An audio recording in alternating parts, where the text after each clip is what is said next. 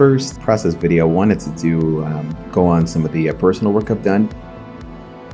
In future videos, I'd love to jump in on some of the older stuff I've done, or even as I start to release some new studio work or things like that on my site. If you see anything on the site that's old or anything that's coming up soon, just let me know in the comments what you would like to see I can process on, and if I have a time lapse, I'll attach it to it, like this video. But yeah, definitely, I wanted to at least go back and grab one of my own personal pieces to start things off. Again, on the end of this one, there is a full time lapse. I recorded the entire process of this piece. Don't know offhand how long it took to do. If I go through and find out, I'll make sure to put that down in the comments below. But yeah, I definitely hope you'll see some techniques that you can use in the future for what you do in your in your tool set and in your workflow. But yeah, let's go ahead and get started.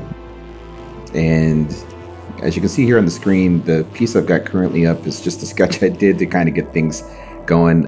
This is the idea I had in mind, and I recorded it and started with Procreate, and I went in and drew this really quickly, because I didn't want to forget what I was, because I was on the way home, and I was like, all right, let me quickly sketch this out before I forget. I'll get home and I'll start working on it. So this is just a quick layout I did, and then I started building all around this kind of stuff. So you'll see in the time lapse, I went straight to ink on it, and I didn't really do too much more. But just so you can kind of get an idea, the actual line art was done in Clip Studio Paint. I love the gel pen and their software, so I always typically do everything that's inked, or rather digitally inked, done in Clip Studio Paint. I just use the standard gel pen that they've got. That thing is that is a beast. I love that pen so much. So, but I am, just for the demonstration purposes, I will use this one. I really like this one as well. Called the Suave Snap, but I believe it's in like the spring collection for those who have Photoshop CC. I believe it was in the spring pack from last year, and you can find that there and download it and add it to yours as well. It's definitely a good one. It works great. So when I need to just quickly jump in and start laying things out, I can just go in and just use this gel pen. It's basically a gel pen as far as how it feels. For this demonstration, I'm actually drawing on the smaller 16-inch Wacom Cintiq. Yeah, the final one was actually done on a 24-inch. But for here, I'm here at my studio here in downtown San Diego, and I wanted to just have this all set up here so I can, get this all recorded for you guys. So I do hope you like it. If there's things in the future you'd like to see outside of anything that you see here today, please, again, just let me know. Do my best to figure out how I can get that kind of stuff recorded and show you even more of the process. So, but yeah, so definitely stick around for the end of the video. You'll see the time lapse, in the background as well. I'm going to be adding in like little hints of music for my new album out later this year. And in the comments section below, I've also linked my Songwhip link, so you can go hear a bunch of my older music, and yeah, so definitely you can stream on all platforms right now. But in here I do have a couple of tracks that little hints of tracks I'm working on. Pretty much completed. Just 2 more songs I got to wrap, and then mastering, and then getting ready for release later this year. So a lot more information on that around the springtime is when I'm going to plan on start releasing singles. So very, very soon. So I was going to get artwork done and all that good stuff. So, and some more surprises with that kind of stuff. So I hope you enjoy it. But yeah, so that's all under Station Stories. If you go on Spotify, Apple Music, all those places.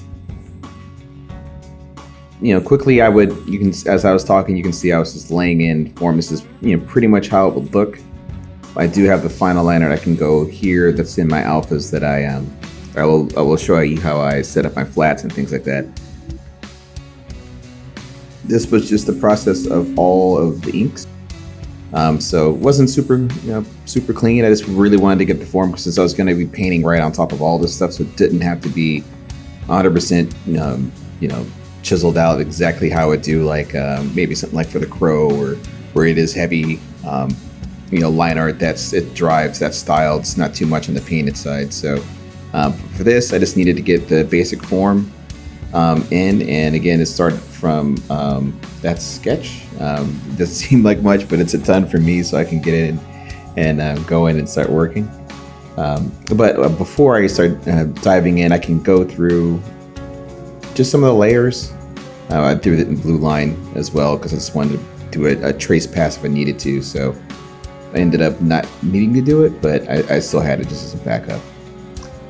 So you can see I have everything grouped out. I don't always label everything, and I'm pretty bad on that. Studio work, I tend to label stuff, especially if other artists are going to be working on it, or if there's an art director who needs to kind of go through layers or anything, that kind of stuff. I try to label all that stuff, but you can see here I don't have much labeled, so it's all right. I can definitely figure out when I can have the little preview icon so I can see what I'm doing. But yeah, so I can definitely, you can see just some of the base stuff that I have in here, and keep going through some more layers. Turn this one on as well. So yeah, you can see that there's color correction on top. The character's on its own group, and just some soft depth of field. Just got to push a little, some of the elements back to separate foreground, middle ground, background, all that kind of good stuff. And again, color correction. So we'll definitely go through all of those different phases. Zoom in a little tighter, and I'll even go through some of the texture stuff that was done. So there's a mixture of painted, and there's I believe a snake skin I found online that I want to manipulate a little bit, and I'll show you how I did that momentarily. So let's set up the line art. I'll go ahead and turn these off for now.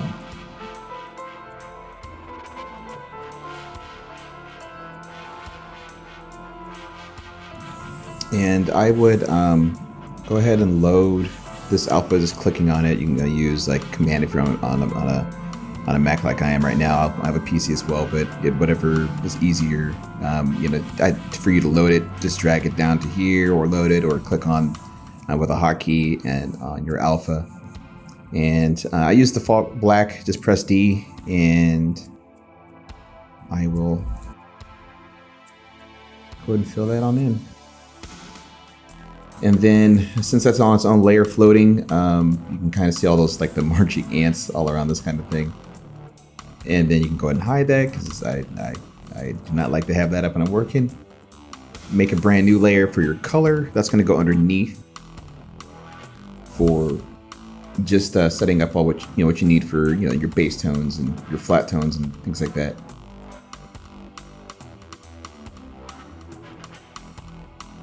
And some select all. Go back up to your line art here. Select all.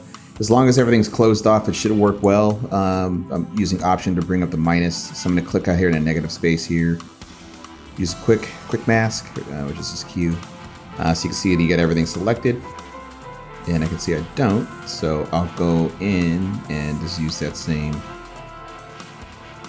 pen and close that off.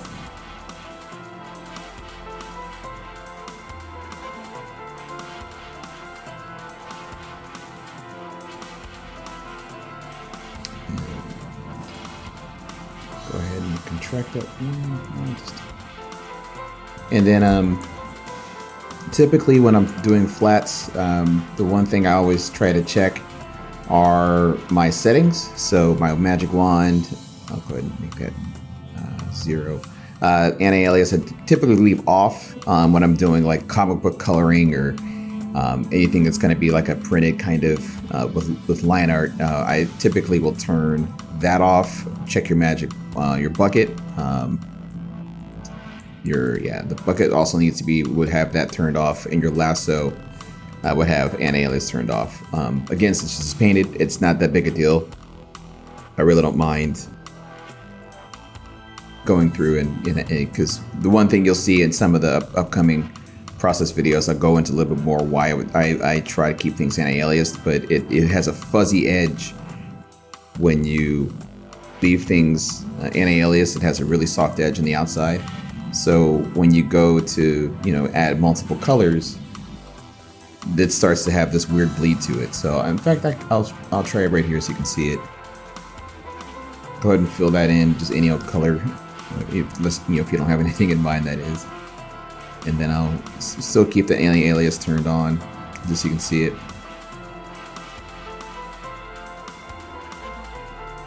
So I'm going to select here. Actually, I'll go ahead and turn this line art off and zoom in. You'll see that a little bit of that orangish, there's a yellow in here and some yellow in here, some like peach and orange here. Having that anti-alias on creates this soft line, of which definitely doesn't work if something goes to print and a plate slips. And maybe the line art's right on top of that. You'll be able to see these little lines that go into print. So it's super important to not have it like that. So I would go over it on this side. I'll try it here.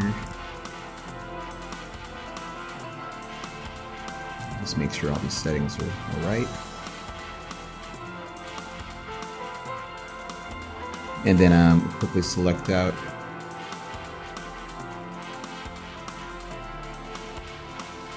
this area, and I'll just do another color. And turn the line off one more time, and you can see that it's chiseled, so it's really clean and easy to change. So if I wanted to go, make another change here, and they'll bump up perfectly together. So it works really, really well that way. So definitely, I recommend, especially when it comes to like comic book coloring or things like that, that you do, make sure that those three things are anti-alias is turned off. That'll save you a ton of time on cleanup and revisions and all that kind of good stuff later. But for this one, again, I really didn't. I was focused on getting to paint, and so I was just trying to quickly get in and lay these elements out.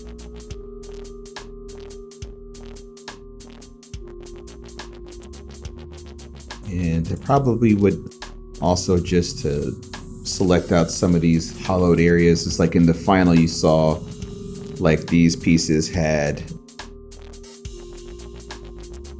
like a yellowish glow that came out of them.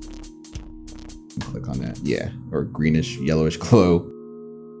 Definitely some weird looking stuff, but I wanted to just have these things as clean as I could in line art. That way I can just go and use this as a guide to kind of paint around.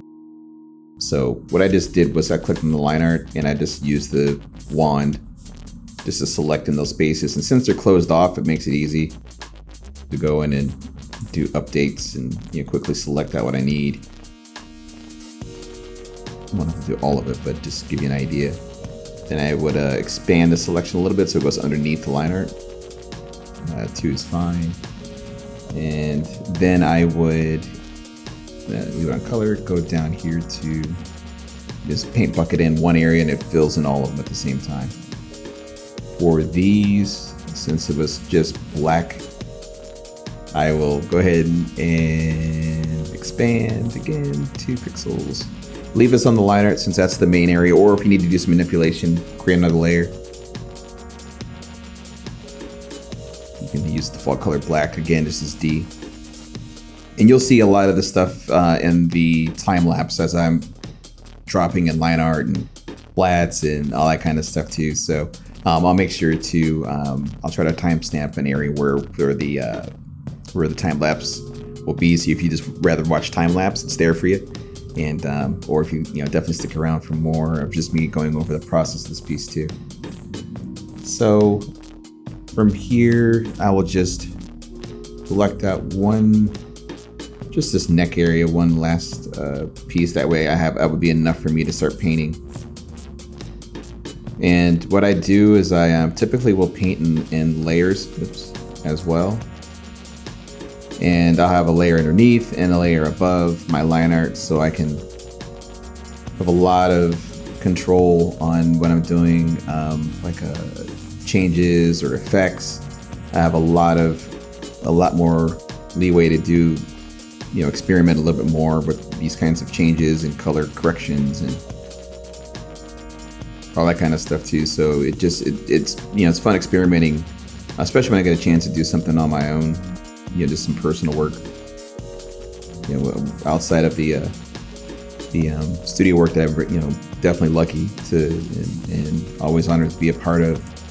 When I can, if there's a set look for a studio, I stick with that. And if there's time to experiment within a project, I definitely would love to jump in and do that as well. But personal stuff, I try to do that often. Just try different things and see if I can use it in my workflow for future pieces. I'll swap out to a pencil since I'm going really quick. Just want to clean up some of this stuff, just so it's somewhat close to the line art contour. As I wrap this up, I'll get ready to start painting.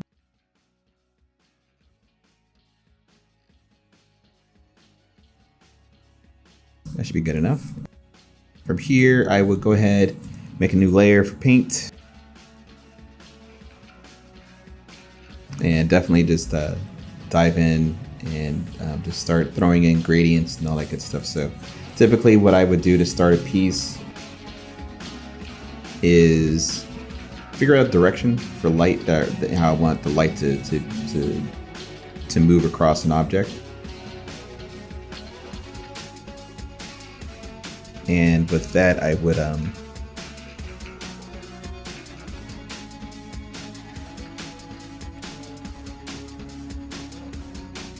typically I will leave, I'll try to have a little bit more room and these layers. That way I can just quickly throw ingredients and make adjustments as I paint. For this particular piece, I believe the light came fairly, top down. So it kind of cascades over the form a little bit. So I'll try something similar to that again, just so you can kind of see it. As I paint, so I use just the standard gradient. You can see foreground to transparent is what I'm going to end up using.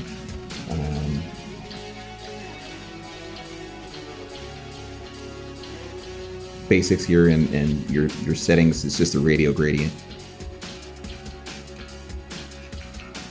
It doesn't have to be very high opacity, and I'll switch this out to normal.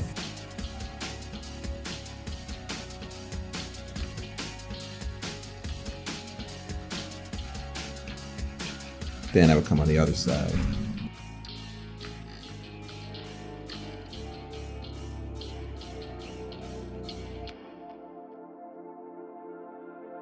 And come on the other side of it, and then you would paint your shadows, highlight details, and things like that from the opposite side. Once you have that kind of set up, you can start painting in your details and all that kind of good stuff. So I use the same ink brush or the same gel pen, but this time I would turn on the opacity up here in this area, and that way I have a little bit more control on how much paint is being applied to the form. And once I have that set up, I would just start painting it all in. Again, changing brush sizes and all that stuff is all preference, how you like to have things contoured. But it's I try to keep things as simple as possible as I'm painting these pieces up, because it's just a little bit more fun just to be loose. I'm not even zooming in too tight on, especially on this portion of it. I try not to, otherwise I'll noodle every piece on this character. But I say that towards the end, once I really get form laid in and blocked out properly. That way I can go in and make, fine tune things, get all the creases right and all the little folds and all that good stuff. So again, I'm just quickly blocking in shadows and all that good stuff. And I tend to normal almost everything that I do. There's occasions where I'll bring an overlay and screen, maybe a multiply, or things like that. Now, especially when it comes to texture work, I'll try to experiment with layer options, just have a little bit more play with certain textures will work a certain way with maybe a soft light versus an overlay or a multiply layer. So I tend to experiment a lot with that when on the texture side of things, especially like in matte paintings or things that have like this particular one has like a skin texture in the end. Quickly turn it back on so you can see it. So for me, I wanted to use overlay just to help really convey that this thing is definitely not that you can of course it's automatic. Thing that has a rock head and weird structure, so it's always automatically an alien looking thing, but just to really drive home that stuff within texture, try to make sure I'm telling that kind of story within the texture as well. So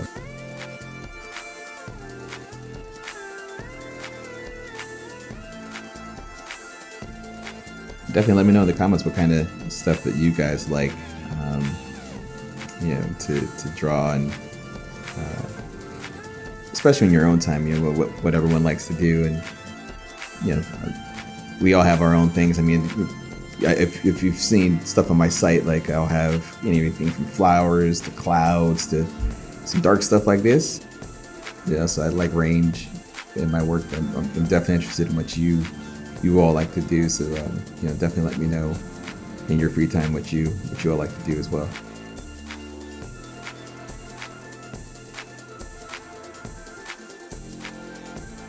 To kind of celebrate the release of this first video, I'm actually going to release this as a print on with launch today as well. So if you for anyone watching this video, you'll I'll make sure that it's also in the comments too, but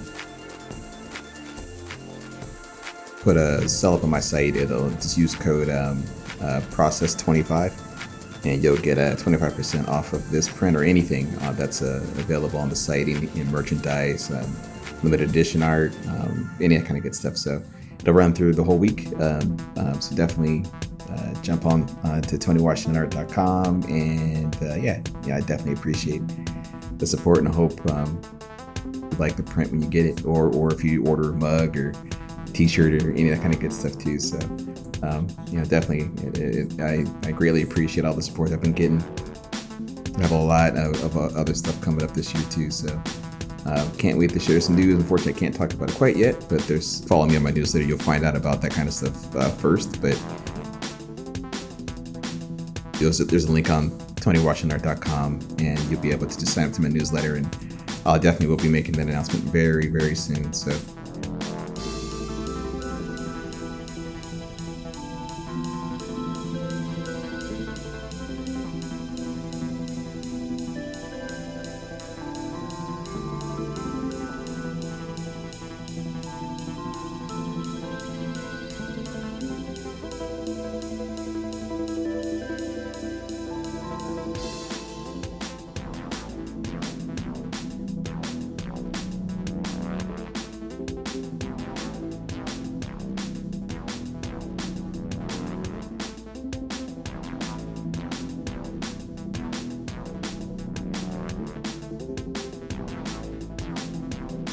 definitely stay tuned, and I know I'll be doing process videos on those. So if there's a particular piece out of that stuff that you all would like to see, let me know once you start seeing this stuff come out, because it should be quite a bit of work on that piece or that job. So really excited to share more about that.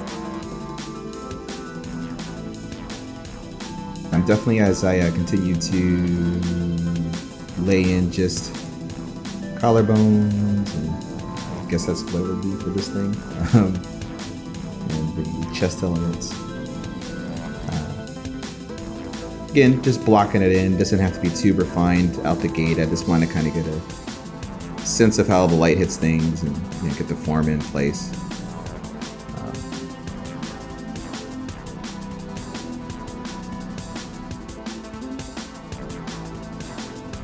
check out, see how things are looking. And then I would kind of just leave that alone at that point. I can see where the light's coming, how it's working. And then from here I would move up to like the rock face. So I could go back down, select the base tone on the color layer at the bottom, move back up to the paint layer, and then I can just paint in these details. It's pure black. Because a lot of the time, in the end, even if I'm using default black, I always will add color correction to kind of add a little bit more atmosphere to that tone. So I mean, you can see here it's not 100% black, but yeah, I definitely try to.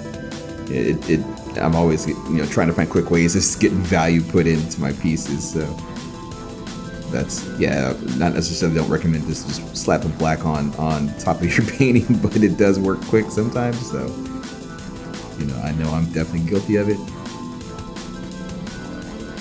Yeah, I definitely recommend applying a little bit more, having some color within that kind of shadow kind of stuff. There is some ambient light that can hit these things too, so it's definitely important to keep in mind.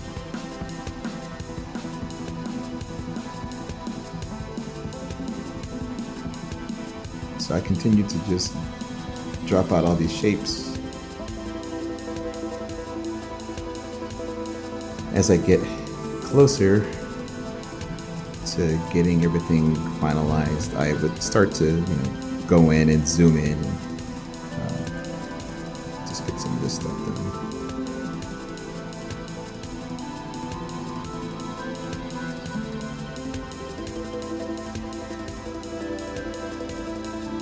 So at this point, this is pretty much what I would need to go in and to start to go in tighter on details and start laying in even more sharper edges for what I would do for the lighting and all that kind of good stuff. So it doesn't look like a whole lot, but it's plenty for what I'm going to need for modeling all these different pieces out. And again, you'll see as we get into the final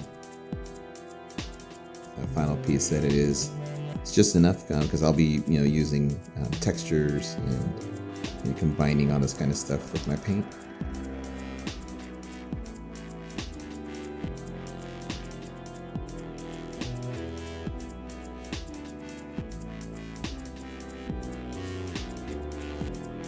And just trying to go through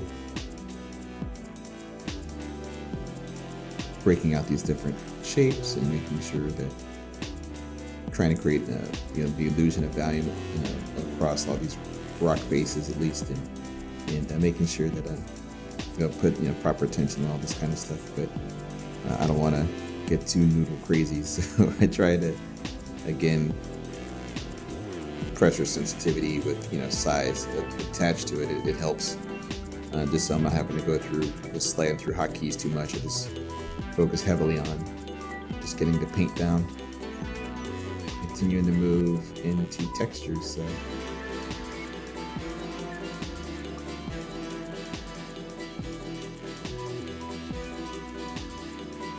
and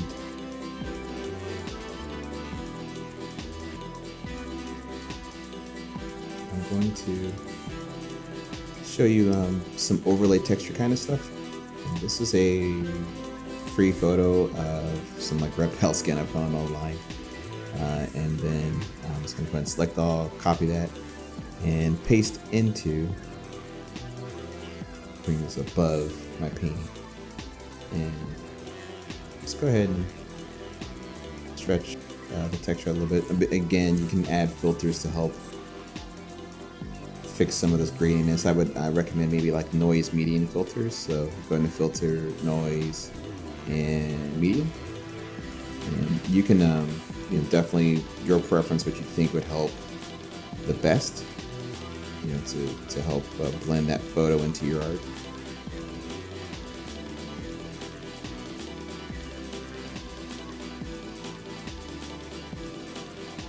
And yeah, forward, and then I would overlay. Since that's really heavy on texture, I'll go ahead and drop the opacity down. That way I can start to see some of the rendering that I've placed in underneath. But a fun trick I like to do with these textures, I'll go ahead and select all, bring that whole texture. Now it's just, it's dropped into place. It's on, actually, you know what? I'll go ahead and apply a layer mask on here. Now I have it here. I select it. I'm going to go into alphas, make a brand new alpha. Copy that. And then I will just line it up really quick. See what I have here. And a really fun thing I would do is just adjust contrast or levels, so you can get the darker and highlight levels, more contrast. And then I would use that selection, and you start to see that I just loaded it up, so now I've got the ability to use that texture and paint into it. So for shadows, I can just gradient overlay using that same texture if I wanted to really bring in the darker side of things. And I can absolutely do the opposite, just use that selection and invert it, just using Command I, or you can go into up into your drop down menus and use it out of edit as well.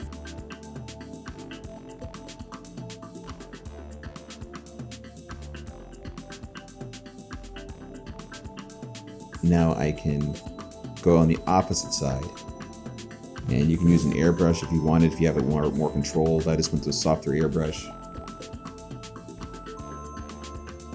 It's complete preference.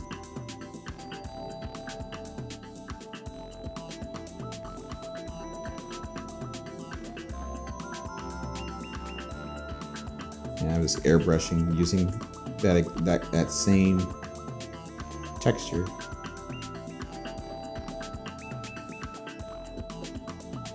Airbrushing all those top points, so you have a little bit more mileage out of that texture, and you can apply that even more so into your piece. That way you get even more more use out of the same texture and more control as well, using that kind of a trick. And you can always just deselect it and go back in and do your normal painting like you would if you rather just more freehand those types of textures and all that fun stuff. But just as an option, I definitely recommend trying to experiment with using alphas to kind of get even more use out of those photo textures, or if you create your own textures or any of that kind of good stuff. It's just a fun thing I try to approach when I do texture work. Even within the rock face, I did the same exact thing. So definitely that was one thing I would again recommend. And then I will go into background stuff. Similar kind of thing.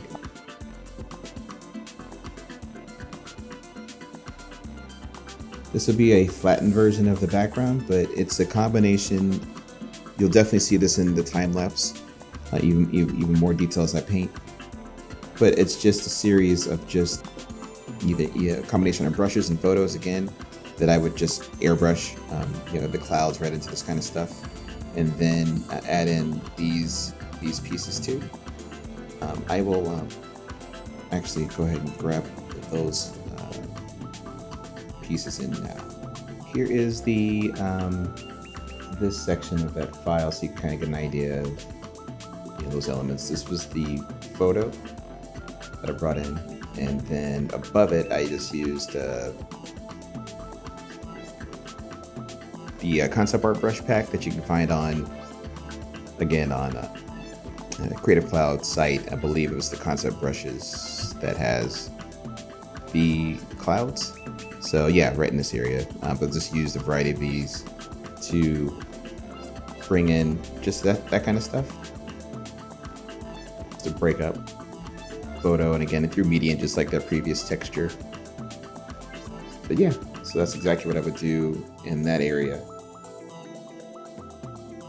And then these were just line art. Dropped in flats, very simple flats together. You're starting to get an idea why I keep things just really simple. And then I went in and just painted in this like weird waterfall element, and used the smudge tool to kind of help with like that running water aspect. I would just go in. It's really preference on how you like that kind of stuff to look, but you can definitely boost the strength of what you would like for those to look like. And you can have, if you would rather have them a little bit more edge heavy, you can, so you can really see the strand. You can change that brush out and smudge a little bit more, so you get the exact look that you're going for in your piece. But that's just an example of what you could do just with smudging. Do that a lot with hair too. I'll pull strands of hair together with smudging. One of the brushes I have right here, this sample brush, it's really good for pulling in strands of hair. I definitely will use that in a future video. I have some pieces I'm definitely going to show with that. So yeah, it's definitely keep moving around. The more like depth of field, just to kind of help separate these cliff pieces from that background. So that really was important, just to for value. That way everything can kind of separate. You can always do value reads with like layer. You can do an adjustment layer on the top, and then just take the saturation out. And that way you can kind of look at how everything's balancing out. That way you can kind of see where you need to focus on pulling elements in foreground, middle ground, and background. That way you can make adjustments. So think, with your color, it works really good. So that way you can have a good balance.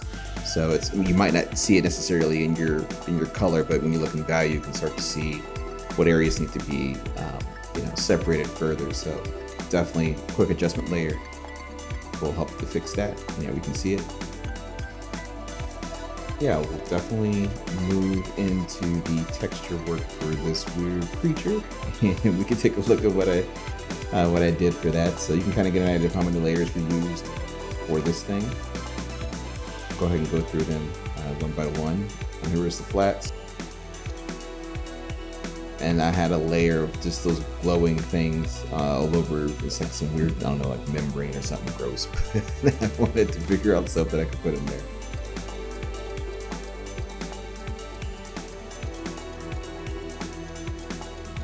Here is the paint, so you get an idea of what paint looked like.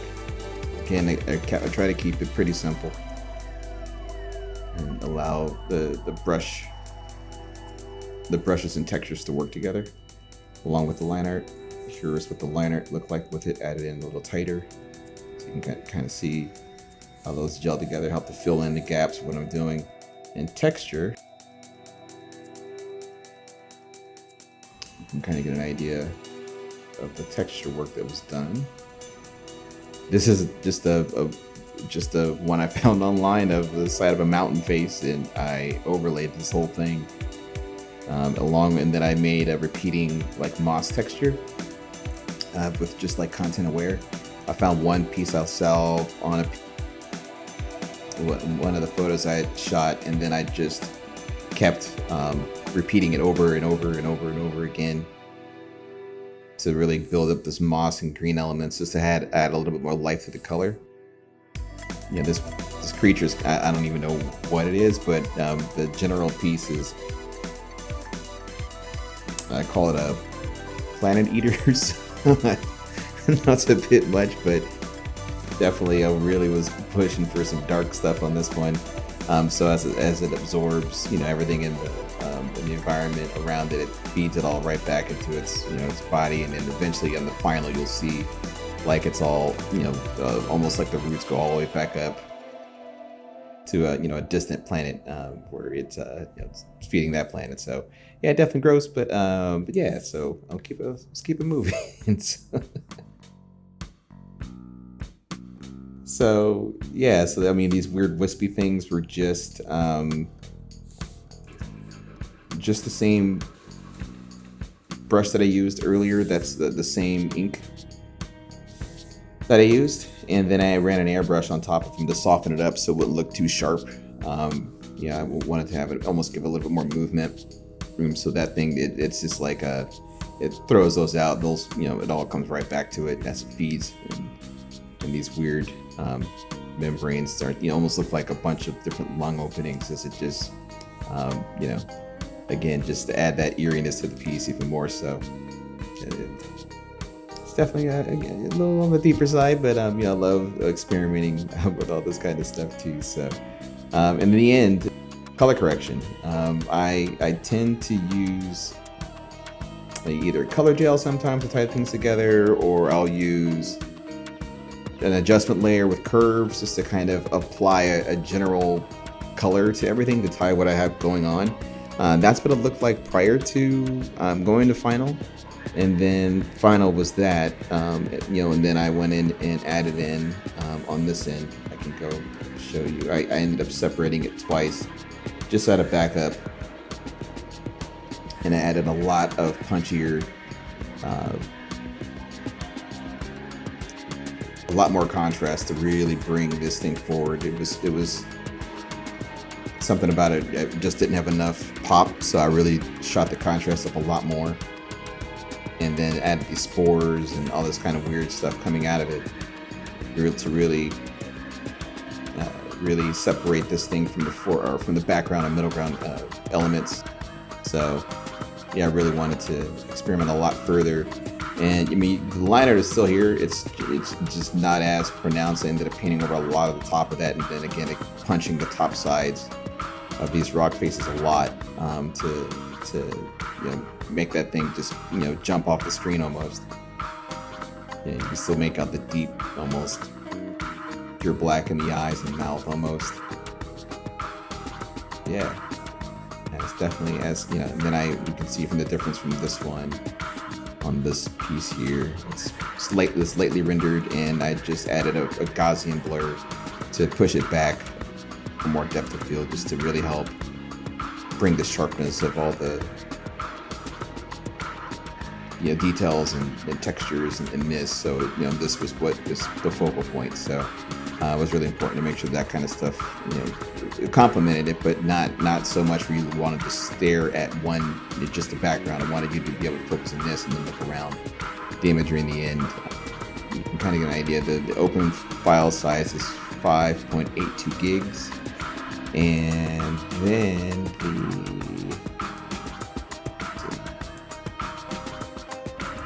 the image size on this thing is huge.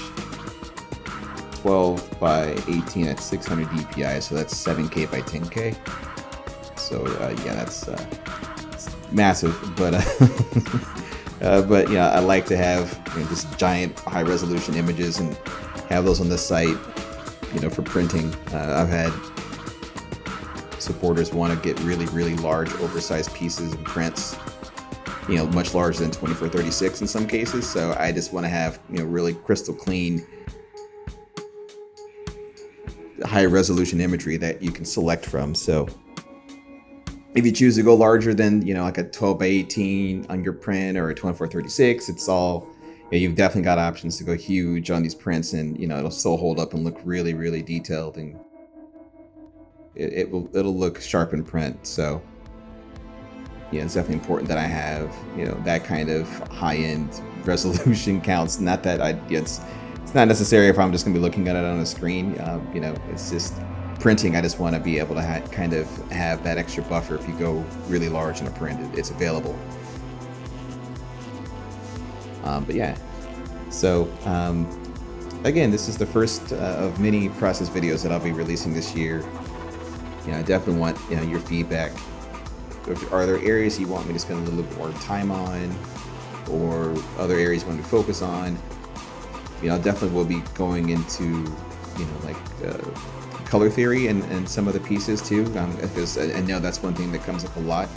And maybe doing some kind of live streaming kind of stuff like that, or I can do that too if you're interested. Just let me know, definitely in the comments. I want to make sure that I, can help in any way, with what you do and your workflow too. So if you see something in here that you would like me to dive into more outside of this, these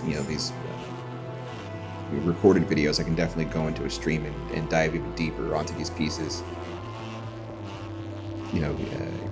Give more insight onto how this stuff is done too. But I really wanted to not go too crazy on this kind of stuff. That can go really long, and I definitely appreciate the time that you've given to see this stuff. But yeah, just let me know, and I'll make that happen in future videos too.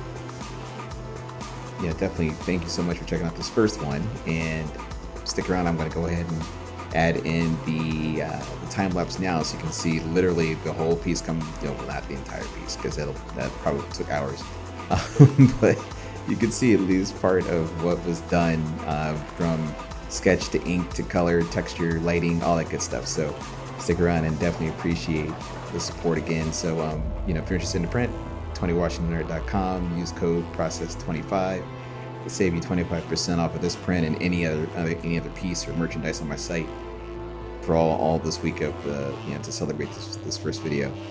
Thank you guys again for the support. I really appreciate it, and I will see you in the next video. Peace.